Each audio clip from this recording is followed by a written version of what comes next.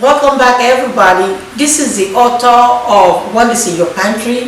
My name is Nusirat Idowu Molayo Nujesu Okewusi. The Lord laid something upon my heart that has been so strong, especially in the last 48 hours. You shall not be barren. Why this topic? I'm also a beautician. I was on my client and we were talking about something, and I was hearing in my spirit, you need to do video about this, how you were barren and how God caused you to be fruitful. How does it all begin? I probably will say chapter 1 of my story. I'll call it Coming to America. Why is this so important? I came to this country at the age of 21, and I was married to the guy that I was dating while I was in Nigeria. I won't mention any name because God has been so good to me. So I came here at the age of 21. At the age of 26, the ex-husband said, well, I'm getting older, I want to have a baby. And it seems like it's not happening. So I would like you to leave. This was said to me January 28th of 1995, yes. And he said, I was like, there's no way you can do that to me. I work 2 jobs, give you my check. You already build your economy around my extra 2 checks. There's no way you can send me out like that. He said, well, you see, from today, begin to keep your check. And I give you to March 5th to move out. Mind you, I've been braiding since I was 11. My great aunt taught me how to braid. And I love to braid. And I was telling the ex-husband, will you please let me go to school so that I don't have to work 2 jobs? And he said, no, there's no money to be made in dough hair. He said, work 2 jobs and you'll be fine like other people. I said, well, if I can work 1 and make more, let me do that. He said, well, there's no money to be made doing hair. To cut the long story short, he said, no, so I began to work 2 jobs. And my 2 jobs was Burger King and McDonald's. And I love that. That was my first job in this country. I love what I did. It gave me an opportunity. Everything that I learned then, I'm still using it up until today. Because everything great starts small. My first paycheck in this country was $37.28. And when I received that check, I rejoiced like it was more than that. Anyway, that's what asked me to get out. I left the house by March 5th of 1995. And I wasn't a Christian at the time. I was a Muslim. I was brought up in a Muslim home, a full Muslim. When I did my high school back in Nigeria, I did Arabic and I also did IRK, Arabic and IRK. And I did A's in both subjects and most subjects. Just to let you know how deep into it I was. I was brought up in a mosque. So I was a Muslim to that extent. So when I was asked to leave, it was like, oh, so what do you do next? I felt used, I felt abused, I felt like you brought me here to use me, now you're about to dump me. It wasn't a good feeling, but even though I was crying with one eye, I even got to the point of I wanted to kill myself. I remember one day going through depression of I have to leave, the shame of it. At the time, Nigerian community was a small community in Nigeria at the time, that everybody know what is going on with you, that when I go to store, when I see any Nigerian coming, I'll be hiding. Because I don't want them to see like, oh, that's the girl, that is the one that is being kicked out. Maybe they don't know who know, maybe I'm the one thinking this on my head. But I was very ashamed. To cut the long story of that short, when he asked me to get out, I was like, when I was married to him, my name was on the check, but I couldn't write the check. I didn't have my own ATM card because it wasn't given to me.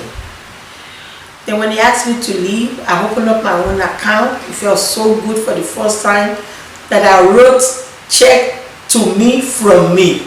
Like, this is my own. I can actually do this. Even though I'm doing other things, but my heart is still yearning to go back to this one that had kicked me out. And I felt like, okay, I don't want, if this is just a temporary thing, I was believing God that I will be restored. So I moved down the street from where we were living, like a mile away, that if he decided to call me to come back, it won't be much for me to move back. Some of the stuff that I bought, I didn't pick. I only picked my clothes, I picked my shoe, and one pot from the house, because I'm thinking I'll be back. But in my apartment, I began to buy things, decorate my own apartment. It felt good that this is your own. You won't be kicked out. As long as you're paying your bills, you won't be kicked out. It was good. Then, but what I'm going through, I'm still going through it. I left the house at March. By May of the same year, God connected me to a braid shop that I was braiding with this woman. And I learned so much from Miss Pearl. I'm saying a shout out to Nella Pearl. She helped me so much in her shop. She taught me so much. I know how to braid, but to know what they call it, to know what this style is called, and to finish braiding neatly done, I learned all of that. Yeah, we Nigerian people, we know how to braid. Yes, our braid is neat. At the same time, this lady she taught me the perfection part of braiding.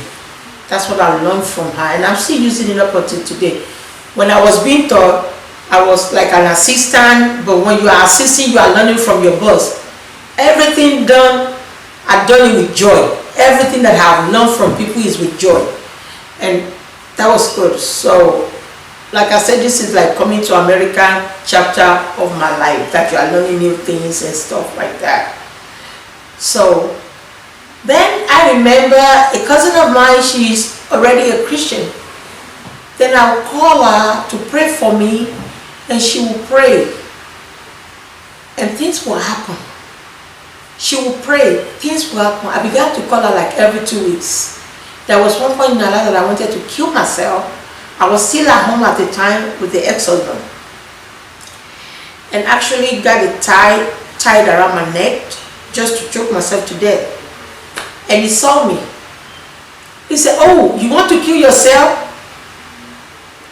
And he said, "You're going to make this divorce quicker if you kill yourself, because I don't have to fight with anybody. I can just divorce you because you are dead."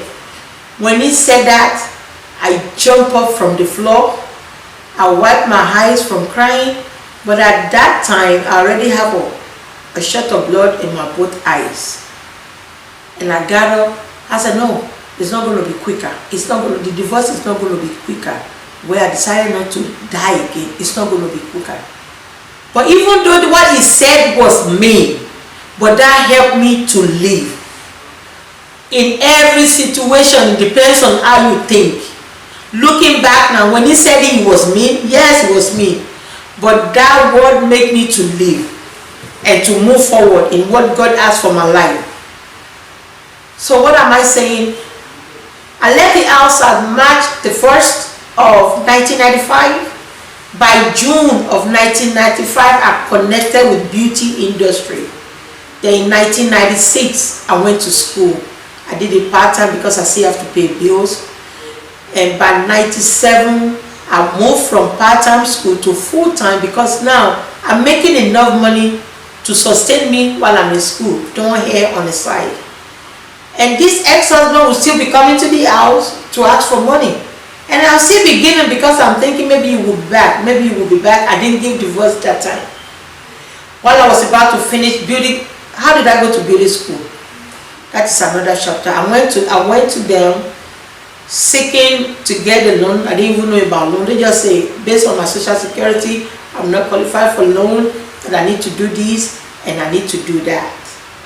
I was already being filed for my green card, but he went back and pulled the green card from immigration that we are no longer together, and they gave me a working authorization. Since we went back and say we are no longer together, That means my working authorization is no longer useful to go to work. But by the time I finish school, what do we need the green card for? To travel from one country to another and to go to work. But I'm self-employed because I do hair. I can apply from me to me. I'm doing hair. Looking back as a Muslim, I didn't see what God was doing, because it was like, when I look back, I say, every step of the way, when I was desolate, God was in my affairs. He was helping every step of the way. This God is beautiful. He's glorious God. He's a marvelous God. And every name that anybody can call him is that to me. God is an amazing God. Whatever you are going through in your life at this time, just like that song say, he will leave 99 to follow after one. I was that one that God chased after me gently with love, sending different people to my direction and just loving on me. I don't even know how to be loved, but little by little I see him answering my prayer. Okay, so what was next? Now I'm called Barren. So the ex-husband went back to Nigeria to marry somebody else.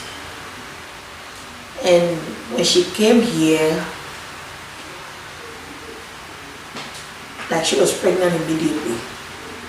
I went to women that I live in Atlanta. I live in Nashville. I went to women that I live in Atlanta, and my cousin said, hey, your ex-husband is here. Your ex-husband, I saw him in the market with the new wife, and the new wife is pregnant. Oh, as soon as she said that, I was hurt. I was like, oh, it's me. It's me, I'm Barren. You know, they said it, but you didn't believe it. Now that you have a proof. I said, it's me, I'm Barren. I was so hurt. In the midst of my hurt, the Holy Ghost spoke and said, when you get home, read Isaiah 54. I said, Isaiah 54.